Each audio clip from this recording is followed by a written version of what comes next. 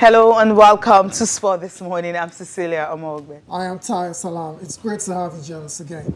All right, this is what the show looks like. We're starting off with the Nigerian Professional Football League match day 24. We'll be doing a comprehensive review of all the matches that went down over the weekend. Of course, the big story is that Plateau United have extended their lead on top of the log to 4 points after defeating Nasarawa United by 2-1. Of course, coupled with the fact that Lobby Stars lost away from home. And Rivers United also, they also lost away from home. So they opened that lead and they want to maintain it. Also on the program for the Flamingos on Saturday, it was a spectacular game for them, beating Guinea 5-1. But then up next for them is Ghana, and they're ready to face Ghana. Both sides are high-scoring sides. Flamingos qualified to the final round with 11-2 over Guinea. And of course, Ghana 10-0 over Liberia. Wow. We're in for lots and lots of goals in the final round. That will be in May. Right, that's in May. Can't wait for that particular matchup. Of course, the rivalry between Nigeria and Ghana at every level of football is very well documented. Also on the show this time, let's go and talk about the NBA. Of course, we all know it's on a break now. Enforced break caused by the COVID-19. But the owners and the executives of the NBA are targeting a mid-June return as a best-case scenario. So, Cecilia, the best-case scenario for us, the earliest we're going to have the NBA back is mid-June. That's a long break.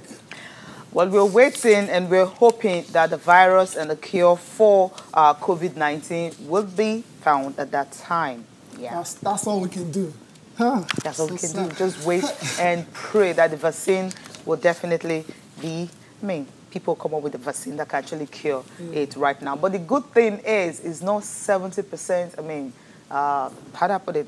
It's not a death sentence. People, have actually survived it. So, so it's not a death sentence. So basically, the silver lining is that these guys, the guys that have tested positive, are very, very likely to make a full recovery. So that's our only silver lining in all of this. And we're going to be talking to Ayatunde Onobolu later on the show. He's going to be giving us his own take on the shutdown of the NBA because of the COVID-19 outbreak, the pandemic right now. I think we're talking about the NBA coming. We're bracing ourselves up for the mid-season. That's going to be mid-return. It's going to be the return is going to be mid-June. That's the best. So bracing up for that. That's the best we can hope for.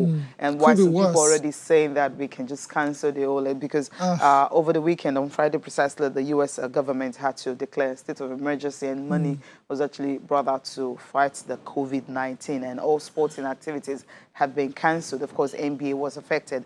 Ayotunde Onobolu will be joining us this morning to talk about this one, what the players, the fans, what they're doing. When usually you want to go watch the NBA games, but right now it's not that. Football is not, soccer is not the MLB. Almost all the sports in the U.S. on the hot right now because of COVID-19. Anyway, good morning. It's good to have you join us this morning, all the way from Texas. Thank you very much, Cecilia. It's good to be on the show with you. Hello, Tayo. How y'all doing? It's great to have you on the show.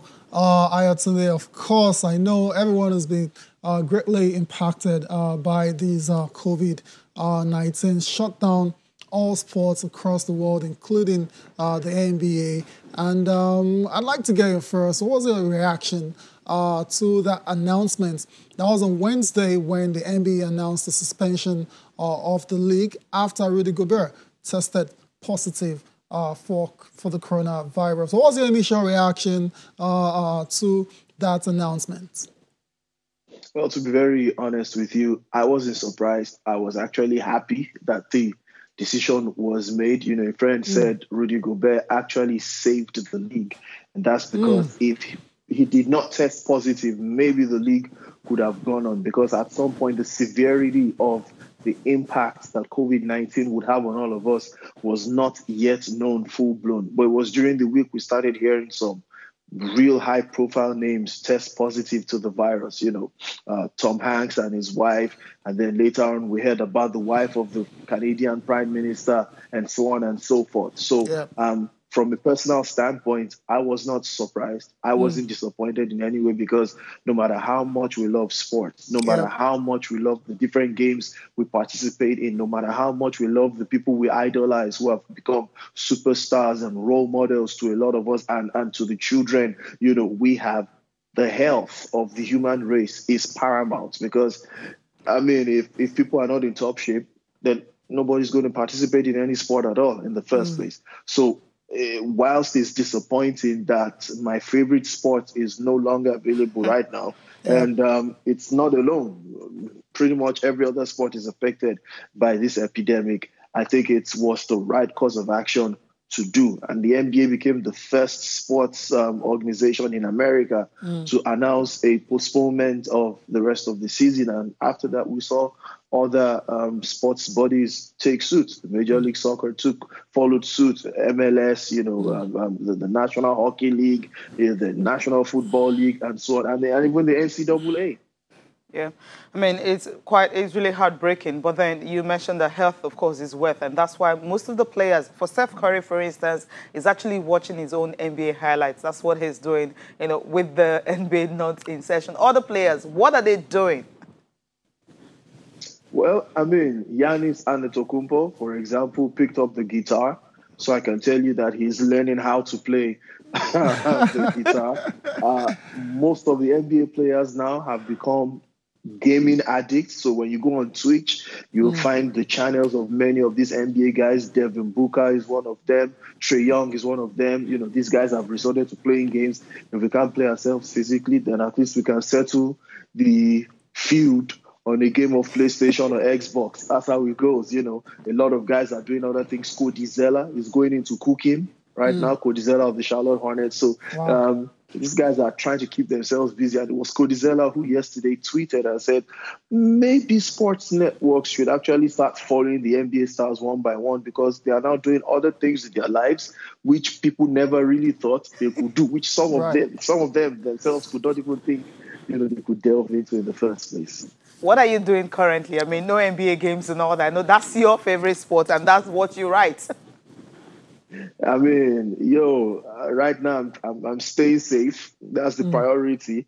I'm making sure I'm not shaking hands with people who chop knuckle at the very least, or we greet each other Bluetooth, we greet each other remotely, and also we're trying to follow the news to see exactly what's going on in the world around us, and just giving calm to the public around us, letting people know panic is not the way forward. There are ways you can learn not to contract the disease. And if you're in an environment where someone is sick, there are things you got to do, precautionary measures you have to take. So there's no panic. The most interesting and the craziest thing ever is the fact that toilet tissue is scarce right now. Incredible. I must assure you that. I cannot imagine how that is even possible in the first place. But in all, I mean, we're good. Okay, a quick one. I mean, the economic angle, that's what everyone has been looking at. We know how much money, the NBA is worth. Right now, it's not. People actually rely on games to make money. Right now, it's not there. I mean, what's happening in terms of the loss is going to be to the economy?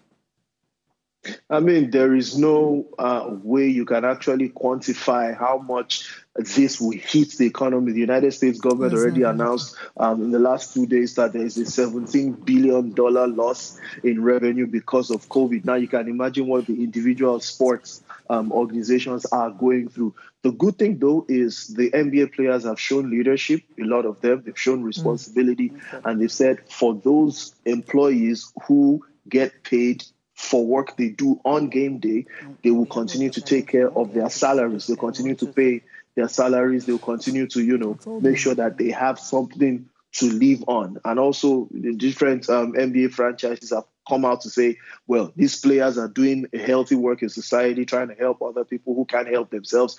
We are also going to make sure we continue to pay the salaries of these players. There's a huge financial loss here, guys.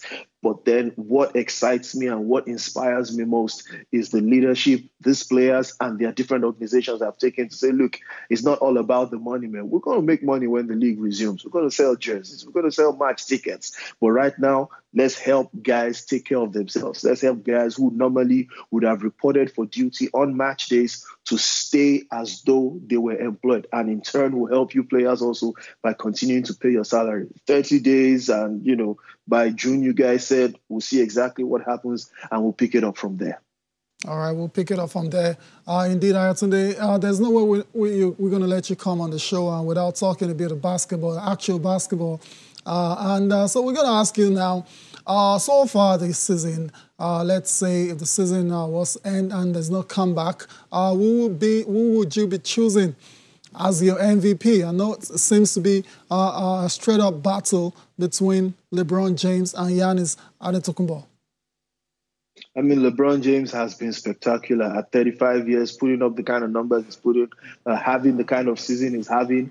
But there is no way I am going to take the MVP award from Giannis Antetokounmpo of the Milwaukee Bucks. See, they still have the best record in basketball. True. When you look at the team, Giannis is the one superstar.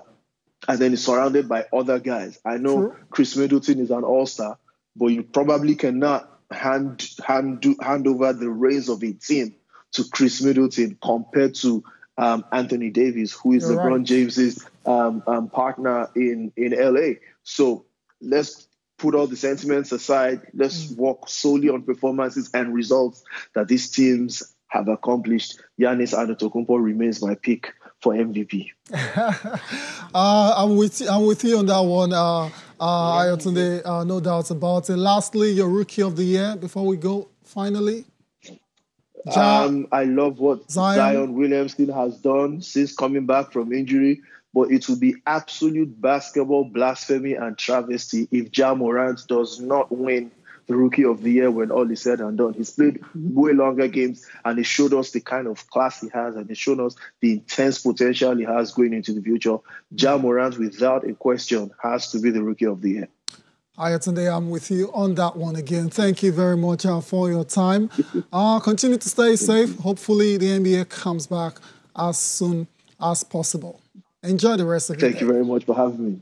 All right, we've been talking to Ayatunde Onobolu, basketball writer for Beatball Nigeria, based in Texas, United States. And still talking about sports, Cecilia, the Olympics organizers, everyone still believing and still insisting that the games will go ahead. All right, and we're still doing our countdown to it. We're still having our countdown to the Olympics, and it's 129 days to Tokyo 2020 Olympics. Why we're doing this is simply because the organizers are still confident that July 24th is the day. They're still picking. They're not saying they want to shift it or cancel it. They're still saying July 24th. I'm sure they're hoping and praying that the vaccine for the dreaded virus will be found at that time. That's what they're hoping and praying for, and that's why all the all the global competitions that have been cancelled across the world are hoping for May and April. For instance, the English Premier League, April 3rd, that's what they're looking earliest. And of course, NBA, initially they said 30 days, and now they're targeting mid-June. So they're hoping at that time it will be. And over the weekend, the governor of Tokyo has come up to say that, look, at the Tokyo 2020 Games, it's going to go on. They're not looking at anything at all. And that's why everyone is following the footstep. And also, one athlete, Caster Semenya, she wants to switch to 200 meters. She's also is preparing for the Tokyo 2020 Olympic Games. See that really happening because she's got a personal best of 24.26 seconds in 200 meters. That was in February 2019. That was the last time she had that. But then coming into it, knowing that case is still at the Swiss Federal Tribunal, and that's against the CAS, then we'll have to wait for that because this decision will be made before July 24th. We need to go on a break now. We will come back. We'll be talking about the Flamingos and how they were able to destroy Guinea to book a place in the final round qualifiers for the FIFA Under-17 Women's World Cup.